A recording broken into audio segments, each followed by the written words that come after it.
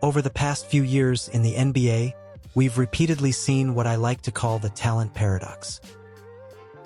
In certain cases, that are far from rare, an increase in individual talent and overall offensive output, especially in raw statistical terms of specific players, has been accompanied by an excessive concentration of offensive responsibility around these players.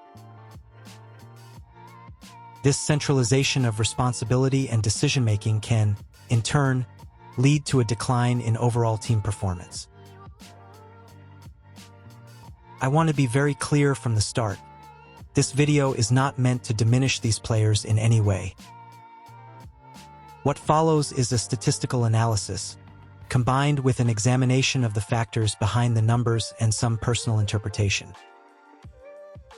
That said, it often appears that these players, largely unintentionally, end up creating small and in some cases significant issues for their teams due to the advantages and allowances that come with their status within the organization.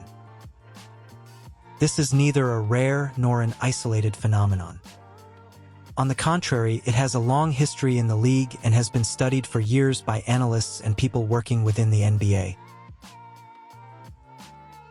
All of this and more coming up right after the intro, along with a very important message immediately following it. I'll keep it brief, but I strongly encourage you to listen to it.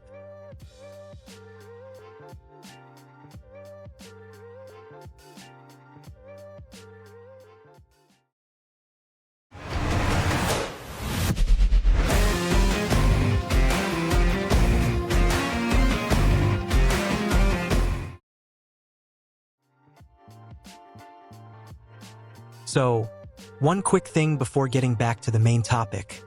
This is my first video after 6 months of injustices, unfair copyright strikes, illegal behaviors against me, and shadow bans. We have to rebuild what we did in the first 6 months of this channel thanks to your support, and I honestly don't even know if I'm still shadow banned now, but if you want to support the rebirth of this channel, feel free to like this video, give it hype points and comment. Thank you to the people who'll do that. Second, while I was shadow banned both here and on Instagram, I had to rearrange the content following the platform's guidelines and took the chance to expand it. Specifically, I've started posting on Patreon and Gumroad. I don't want to waste any time explaining what you'll find there now, so I'll do it in the description. Thank you, and now let's get back to the video. Obviously, I'm not the first person to introduce the talent paradox, but it has been theorized years ago under the Ewing theory name. The Ewing theory is a sports phenomenon, originally formulated in the mid-1990s by Dave Chirilli, a friend of journalist Bill Simmons, which describes situations in which a team inexplicably performs better after losing its star player. It's been called this way because its inventor thought both the Georgetown Hoyas and the New York Knicks played better without Patrick Ewing, a superstar-caliber center both in the NCAA and the NBA. And what made him believe that theory even more was what happened in the 1999 playoffs, when Ewing suffered an Achilles tendon injury in Game 2 of the Eastern Conference Finals against Indiana. Despite losing their starting center, the Knicks went on to win 3 of the next 4 games, advancing to the NBA Finals for the second time in 26 years. Other examples include the 33-game winning streak the Lakers recorded the season after Elgin Baylor retired, together with the first NBA championship won in LA. And UConn reaching the #1 spot on the national ranking for the first time in school's history, the season after Donyell Marshall left the team to get to the NBA. That's something we can notice in some actual NBA teams too. The Orlando Magic are one of them, since the impact of their superstar Paolo Banchero hasn't always been very positive, statistically speaking.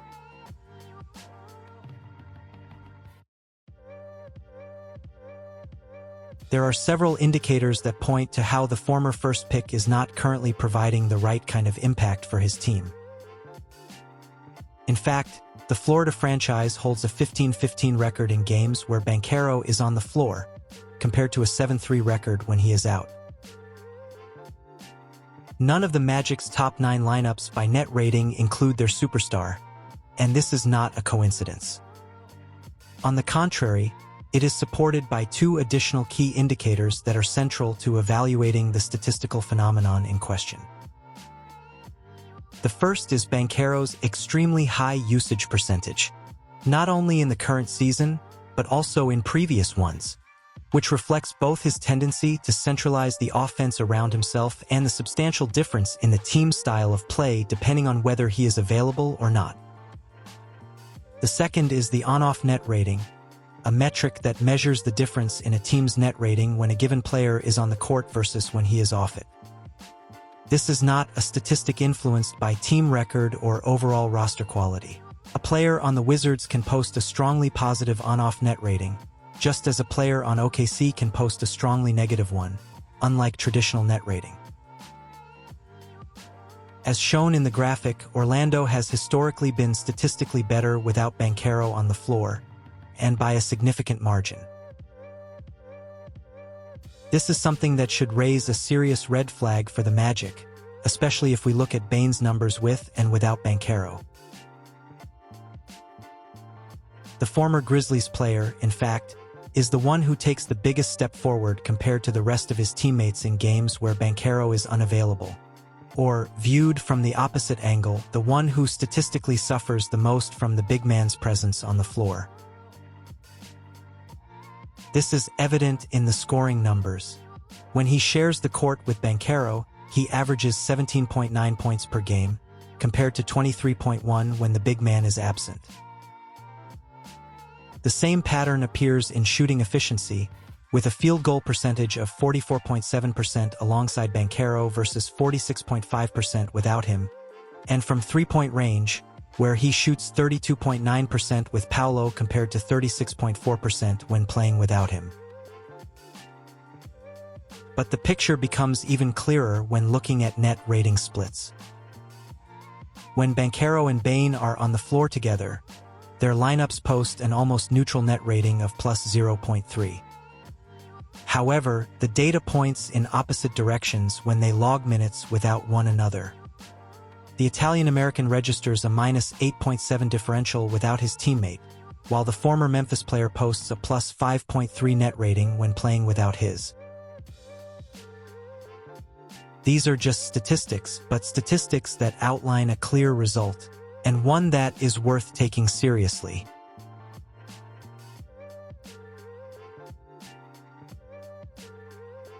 A similar analysis can be applied to the case of Morant in Memphis.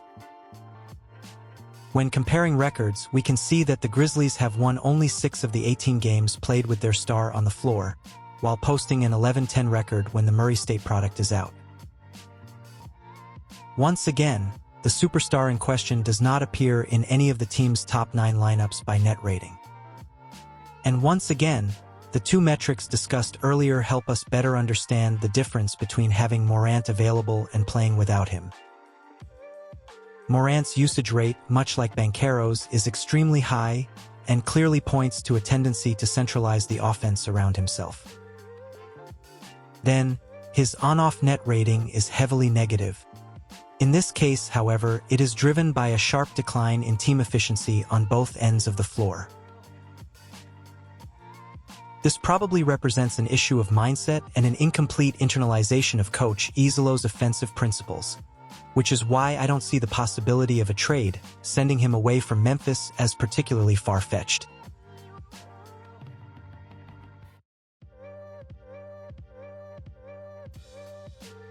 Another situation comparable to those of the 2 players mentioned earlier is that of Tyler Herro, whose season has been affected by injuries as well as by the new system implemented this year by Noah LaRoche and his Miami Heat.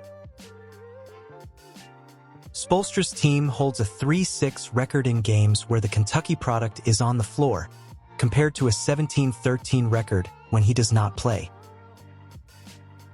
Moreover, among the Heat's top 12 lineups by net rating this season, Herro appears only once. In this specific case, the gap between playing with and without the star player is massive for Miami. not only in terms of overall efficiency, but especially when it comes to the distribution of possessions and responsibilities within the team. In games where the Greenfield native plays, only 3 of his teammates average a double-figure scoring. But when he is out, that number jumps to 7 players averaging over 10 points per game. Some of the differences in offensive workload depending on Herro's availability are substantial. Without Miami's star, Norman Powell increases his scoring output by 5.2 points per game, Jaquez by 7.6, Jovic by 5.5, and Fontecchio by 5. More broadly, the Heat's offense posts an offensive rating of 115.6 when playing without Herro, a figure that drops to 107.8 when the guard is on the floor. For instance, the worst offense in the NBA this season scores 109.5 points per 100 possessions, 1.7 points more than Miami with Herro in the lineup. All of this is further confirmed by the 2 statistics that are most indicative of this trend. A strongly negative on-off net rating, largely driven by the extremely poor offensive numbers mentioned earlier, and a very high usage rate, which signals the significant, whether positive or negative, weight Herro carries within the Heat's offensive structure. While Herro's situation is discussed less frequently than those of Banchero and Morant, it is nonetheless fully comparable to the other 2 cases.